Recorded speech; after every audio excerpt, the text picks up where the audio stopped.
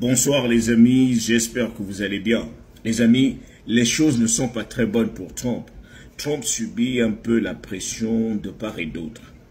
Vous savez que Trump s'est fait pour objectif de rapatrier le maximum d'étrangers sans papier. Et ce qui a commencé à être un problème, c'est que Donald Trump, au lieu de se focaliser, au lieu de rester sur les étrangers sans papier, comme c'était au début, il a commencé à aller jusqu'à toucher ceux qui ont la nationalité américaine et dire qu'il va même les rapatrier. Il va vérifier leur pedigree, il va vérifier leur background pour voir s'ils ne sont pas venus par la frontière et autres. Alors, imaginez-vous qu'il y a une pétition qui a déjà pratiquement 3000 signatures. Et la pétition exige à Donald Trump de rapatrier, de commencer à rapatrier sa propre famille. Parce qu'on lui a rappelé, on lui a dit, ok, tu es trop chaud sur les étrangers sans papier. On voit que tu ne les laisses pas. On voit que tu es capable de séparer la mère de sa fille, capable de séparer le père de son enfant, de son fils. Ça ne te dit rien.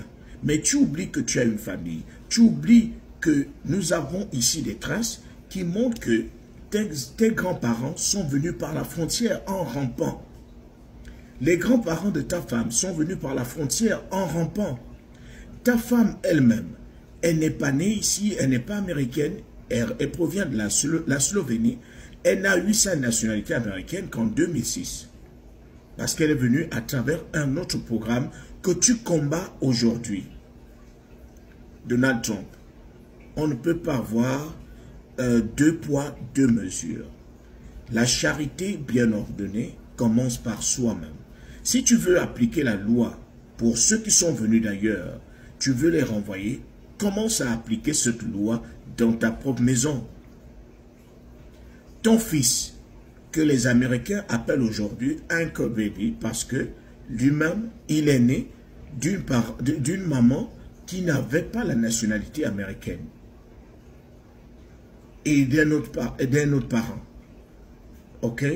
Donc, si on doit renvoyer quelqu'un, ce sera ta femme et ce sont tes enfants qu'on va renvoyer. Soit tu acceptes de les renvoyer, soit tu démissionnes. Si tu ne veux pas les renvoyer, alors il va falloir démissionner parce que la loi, c'est la loi. Il n'y a pas une autre loi au-dessus de la loi qui est dans la Constitution. Si tu mets une loi en place, il faudrait que cette loi soit appliquée et elle ne doit pas être appliquée parce que ce sont les autres. La loi devrait s'appliquer à tous. Donald Trump est en train de se défendre. Il dit non, je ne peux pas renvoyer ma femme parce que c'est ma famille. Tu penses que là-bas, ce ne sont pas les familles des gens? Est-ce que tu connais la douleur de voir son père se faire rapatrier? Est-ce que tu connais la douleur de voir sa mère se faire rapatrier? De voir ses enfants quitter le pays à toute pompe, avec les chaînes? Est-ce que tu sais ce que ça fait? Est-ce que tu connais la douleur? Alors, si tu veux éviter qu'on en arrive là, essaye de revoir ta situation. On ne peut pas avoir deux poids, deux mesures. La loi, c'est la loi et personne n'est au-dessus de la loi. Breaking news. The U.S. Supreme Court has just ruled that President Donald Trump must deport his own wife and children. Yes, you heard that right. The nation's top judges have decided to apply Trump's immigration rules to his own family. A recent investigation revealed that Trump's and Melania's grandparents entered the U.S. illegally, crossing the southern border without documentation, just like the same immigrants Trump targets today. Based on that, the court's message is clear. Deport your family or step down from office.